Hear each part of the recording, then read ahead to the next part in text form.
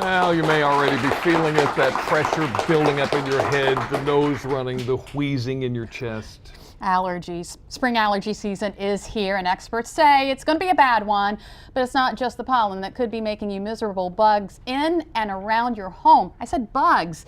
They may be the culprit. Joining us today to tell us more is Dr. Kurt Watkins with Peninsula Allergy and Asthma Associates. Thank you so much for joining us this afternoon. Great to be here. So yeah, they say it's going to be a bad season. What makes it so severe? Well, might be a bad season. It's Okay. very weather dependent. So we get rain, we get cold weather, and it'll quiet down. But nice weather, some rain for the trees means lots of pollen. And that has to do with what happened over the winter too, right?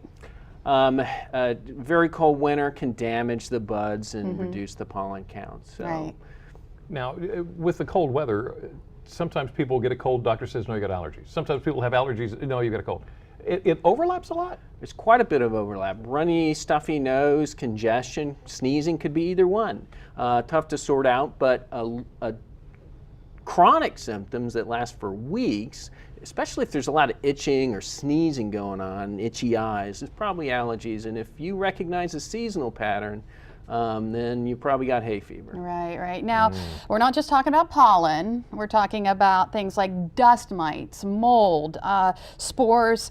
They can cause hay fever and other things, even, I heard bugs, we were talking about it, cockroaches. Indoor allergens are a big part of the disease. Dust mites the most significant one, but there's some other players that are unusual. Cockroaches is fairly common.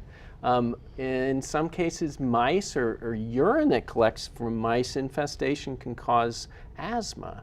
Really? Yeah. And a strange one, very rare, but it's been reported ladybugs can cause allergies. Very interesting. Ladybugs? Ladybugs. Well, that's not necessarily. So we mentioned cockroach dust. I guess you got a ladybug dust. What are you talking about when you say bug dust? Well, these insects and creatures, they don't live forever, so they die and their body parts shed in the house, and they drop fecal pellets, and these things are allergenic if you get them in your nose. I know, gross. It is dust. gross. So once our allergies set in, there are ways to relieve allergies, but there are also ways that, I guess they are old wives' tales. One I've always heard is honey. Honey can help relieve allergies. It would be nice. It's tasty, it's natural, but unfortunately it's not true. Really? No, no truth to that old wives' tale. Oh, are you sure?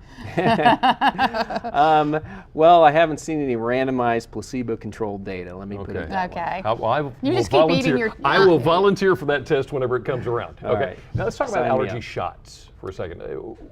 What about allergy shots? Is this something we need to pay attention to?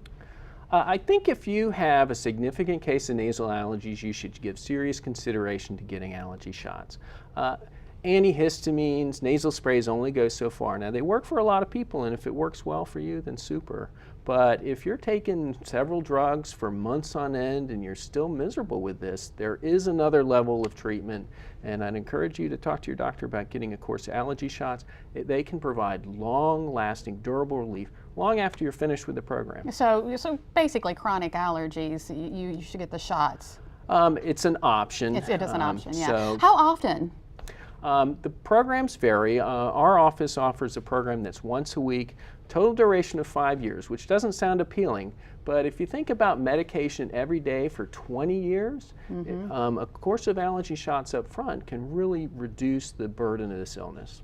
So is there one shot for all allergies, or do you get like allergy-specific shots? Everybody gets a custom shot, so if you're allergic to mice and ladybugs, then you'd get a... Mice and ladybugs. Yeah. You may not have known you were allergic to ladybugs. Okay, so is there any indication, we talked about it possibly being a bad season, is there any indication if it's going to be a long season or not? How long it lasts? I'm not in the weather prediction business, so I'm going to pass on that question. Yeah. But it is very weather dependent, and so cold and rainy weather is going to quiet it down, and so we don't necessarily want the pretty days just yet. Let's get rid of the stuff. I know. I'll take sunny weather. Yeah. Okay. All righty. All Dr. right. Watkins, thank you so much for your time this afternoon. And for more information from Peninsula Allergy and Asthma Associates, go to delmarvalife.com, click on the show tab, now located at the left side of the homepage. Well, who would have thought cockroaches linked to spring allergies? I No. Never would have made that Nuh-uh. connection. And we're talking cockroaches, actually. Many of us are so scared we'll see one or a few in our home. Experts say where there's one, there's usually more, a lot more. Up next, we speak with the bug expert to find out why. But first, are you hooked on social media? Dr. Oz says it might be time for a digital detox. Hi, I'm Dr. Oz. Do you feel overly attached to your computer, cell phone, or tablet? It's time for a digital detox. Check social networking sites once or twice a day. Reconnect more with people in person rather than through technology. And power down all devices an hour before bedtime, including cell phones.